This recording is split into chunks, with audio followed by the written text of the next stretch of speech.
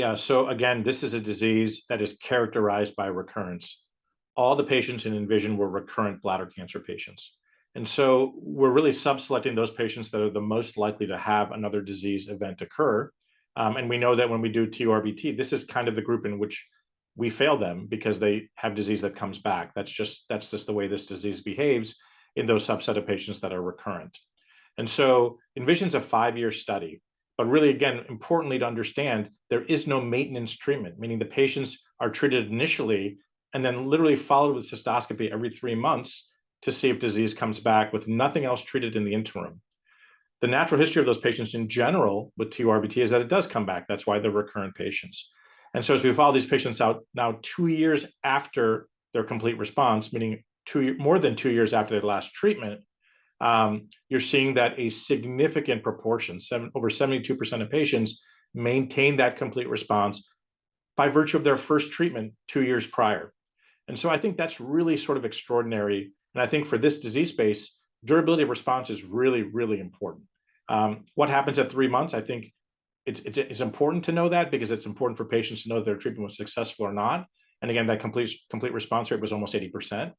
But again, to carry that out and to say to patients, yeah, you've got almost a 4 out of 5 chance of getting a complete response, and then we're just watching you. And then the vast majority of patients, 72.2%, just from your initial treatment, meaning no TURBT was ever done during that time, their bladder remains clear. I think that's a really important tool for us to communicate to patients, to have them understand what they may be getting out of this type of topical treatment, but also really important for urologists to understand that when they're offering treatments to patients who have recurrent disease, that you're seeing something that potentially is sort of changing the natural history of the way this disease behaves. And I kind of alluded to it earlier, but I think it makes sense.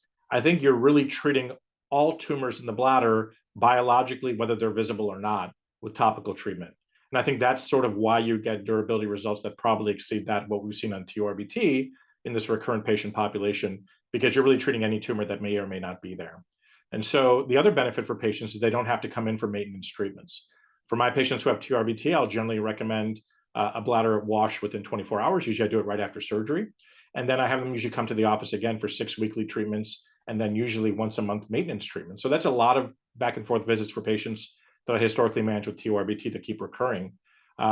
With the Zosduri, that's not really the treatment approach that really I'm advocating for patients. It's really to come in, not have the TURBT, have the 6 weekly treatments, and then observe. Again, because of this new 24-month data that's just been released, again, demonstrates that that first treatment maintains its durability now out to 2 years after a complete response was maintained.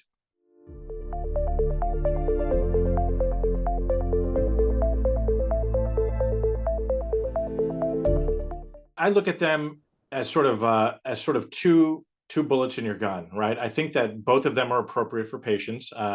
I think for a brand new patient who has a bladder tumor, that patient requires TURBT. You have to be sure that you've confidently graded the patient appropriately to make sure they're high grade or low grade, and you've appropriately staged those patients to make sure they have a non-invasive tumor. And I think once you've done that initial TURBT, I think if a patient recurs, you really have the ability to use either treatment. And I think you have strong data to support either of them. Clearly, this is a big paradigm shift, meaning that you're not taking a patient to the operating room and you're offering them a topical treatment. But I think it's important to realize that it's pretty easy to integrate into your practice. This can be mixed at a pharmacy and delivered, or you can do it in your back office. Many of us have been giving intravesical chemotherapy for many years. And so it's not something that's really novel or new. The safety profile in ENVISION was excellent. There were only 2 patients out of the 240 that had a severe treatment-related adverse event. One was urethral stenosis, the second was urinary retention. Both of these self-resolved. So really safe treatment. Side effects that we saw in treatment were things that urologists typically manage. They're almost all grade 1 to 2, but such things as urinary frequency or urgency, UTIs, some blood in the urine. But again, these are patients who are receiving catheterization treatments, and it's pretty similar to what we see for our other treatments. So I don't necessarily think that they are one must replace the other. I think it's really nice for urologists to have options. And I think that you can really advocate for the use of either treatment in any setting, whether it's TURBT or now Zosduri. Interestingly, when we ask patients, it's not surprising to hear that they're looking for alternatives. The majority of patients that are queried, whether or not it was on study or even in patient forums that are not related to the clinical trials themselves, many patients who have recurrent disease, understandably, are frustrated, right? It's just psychologically upsetting that they go through these treatments and still there's a tumor found in the bladder, after they've had this bladder cancer diagnosis. I think it can be psychologically upsetting. Obviously, it can be physically upsetting if they have to have a catheter or they have urinary symptoms after a TURBT. And so I think a lot of this will also be engaging patients in shared decision making. We talk about that a lot in prostate cancer, especially with all the different options that are available for active surveillance, focal therapy, radiation, and surgery. But now that we have multiple options, I think the idea of shared decision making in low-grade recurrent non-muscle invasive bladder cancer is also really important. Before, it was hard for patients to have a lot of options because we didn't have a lot of them to offer to patients. So I think it's really important that patients are educated about these approaches. I think there's a lot of patient advocacy groups like BCAN, for example, where there's a strong emphasis on trying to help patients understand that there's now a new agent that's been approved in June that they can ask their doctors about.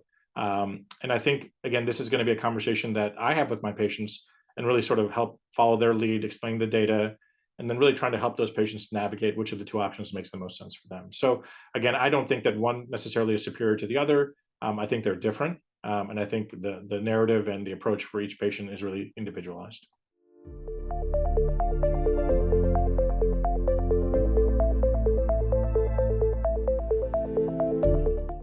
Correct. I mean, I think that it's always been somewhat linear, right? We do a TURBT. Sometimes we use a bladder washing to try to prevent recurrence. If and when that recurrence happens, the patient knows the next step is a TURBT. Then we'll use a bladder treatment and washing, and we'll check it. And if it occurs, it's another TURBT, right? So I think that patients have kind of had a linear approach where they're sort of fearing the recurrence because they kind of know what the next step is, and it's always been kind of the same pathway. I think now it really empowers patients to say, listen, this has kind of been the way TURBT has gone for me. I'm really interested in a non-surgical approach, or the doctor to say, we've done TURBTs in the past and we've used intravesical therapy, but we just haven't been overwhelmingly successful at keeping these tumors from coming back. Let's try a different and pivot to a different option. And here's sort of the pros and cons and my thoughts on it. So, I think that just is a better conversation. I think it re-engages patients in the decision-making process because they're actually in charge. But it's hard to give them, a strong voice when we don't have a lot that they can really choose from. But this really, I think, it makes that relationship in many ways even better.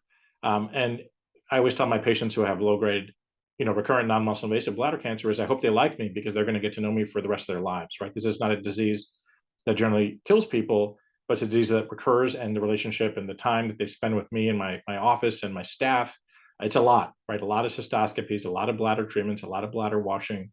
And so these are patients I actually know really, really well. And I can tell you from having been involved in these studies as a lead investigator, patients were very, very enthusiastic on coming onto these studies. Patients wanted an option that was non-surgical. We also see that reflected kind of in third-party polling of patients looking for satisfaction and looking for alternatives, is that patients are really seeking other approaches. And now it's really exciting for us that we can have a really good conversation with them about some of the others.